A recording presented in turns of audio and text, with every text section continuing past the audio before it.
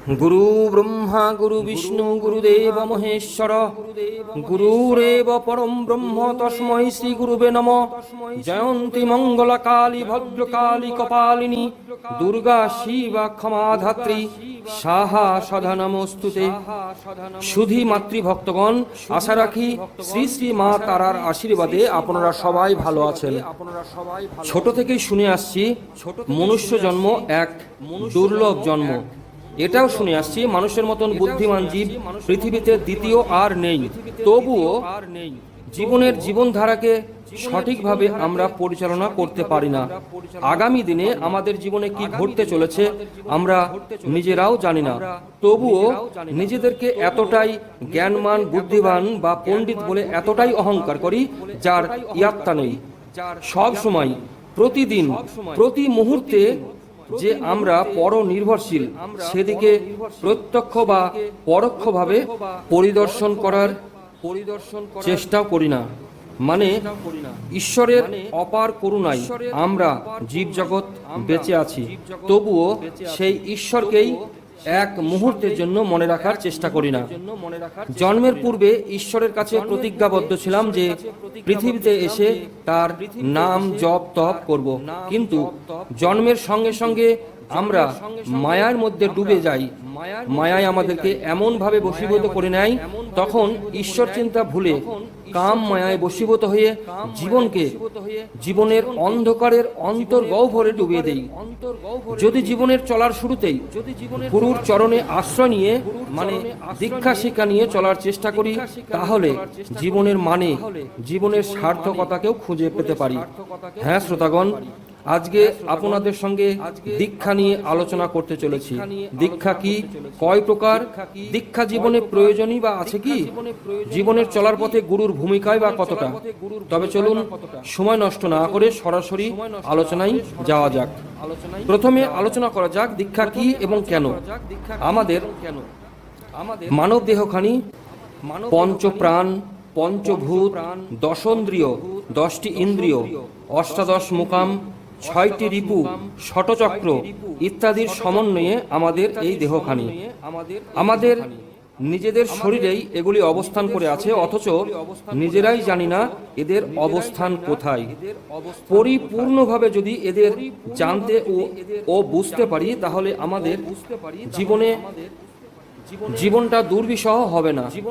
কাম, ক্রোধ, লোভ, মোহ, মদ, মাৎসর্য এই 6 রিপুতে মানুষের জীবনকে দুর্বিষহ করে তোলে। সূর্যের আলোয় যেমন ফুলের পাপড়ি মেলে দেয়, তেমনি 11 বৎসর উত্তীর্ণ হওয়ার সঙ্গে সঙ্গেই মানুষের জীবনে কাম, ক্রোধ, লোভ, মোহ, মদ, মাৎসর্য জীবন ঘিরে ধরে। আর তখনই গুরুর চরণে আশ্রিত হয়ে দীক্ষা নেওয়ার একান্ত প্রয়োজন। দীক্ষা কথার অর্থ হচ্ছে আত্মজ্ঞান বা দিব্য জ্ঞান। দিব্য কথার অর্থ হচ্ছে ভিতর। আমরা অন্তর্নিহিত বা ভিতরের সম্পর্কে অজ্ঞান। অজ্ঞানতিমিরান্ধস্য জ্ঞানাঞ্জনা শলাকয়া চক্ষুরুক্ষিলিতং যেন তস্मै শ্রী গুরুবে নমঃ।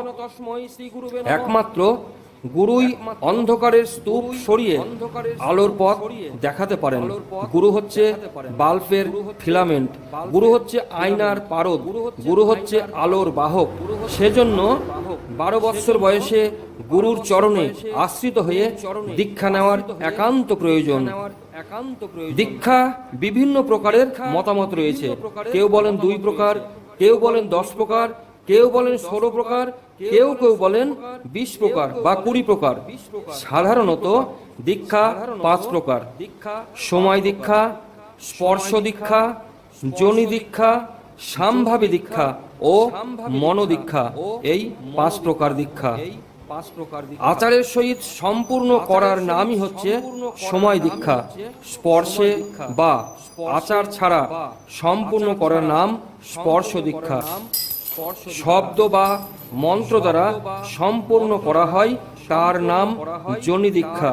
গুরুর বাহ্যিক রূপের উপলব্ধি থেকে বা উপস্থিত থেকে সম্পূর্ণ হয় তার নাম সাম্ভাবী দীক্ষা।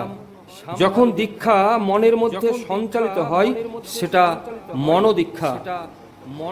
থার্মোমিটার বলে দেয় দেহের তাপমাত্রা কত, গুরু তোমায় বলে দেবে সাধনার কায়দা কৌশল যত। গুরু হচ্ছে আলোর বাহক, তিনিই হচ্ছে প্রতিবিম্ব, গুরু হচ্ছে সেনাপতি, যুদ্ধ করাবেন তিনি আরম্ভ। পরম ব্রহ্মের ব্রহ্ম যিনি, তিনিই তো গুরু, সাধন ভজনের পথের পথিক, তিনিই করাবেন শুরু। মরা গাঙের প্লাবন তিনি, তিনিই কল্পতরু, সর্ব কারণের কারণ যিনি, তিনিই তো গুরু। ফনা তোলে লাভ নেই, ফালতু সময় নষ্ট, বয়স যখন চলে যাবে কেঁদে কেঁদে পাবে কষ্ট। হ্যাঁ ভক্তগণ, আপনার জীবনে গুরুর ভূমিকা অপরিসীম। যদি অল্প বয়স থেকে গুরুর চরণে আশ্রিত হয়ে জীবনে পরিচালনা করেন, তাহলে আপনার জীবনধারায় পাল্টে যাবে, খুঁজে পাবেন জীবনের সার্থকতা। ভক্তগণ, আপনার মতামত অবশ্যই কমেন্টে জানাতে ভুল করবেন না। আপনারা সবাই ভালো থাকুন, সুখে থাকুন, শান্তিতে থাকুন, সদা সর্ব মহানন্দে বলুন জয় মা তারা। জয়।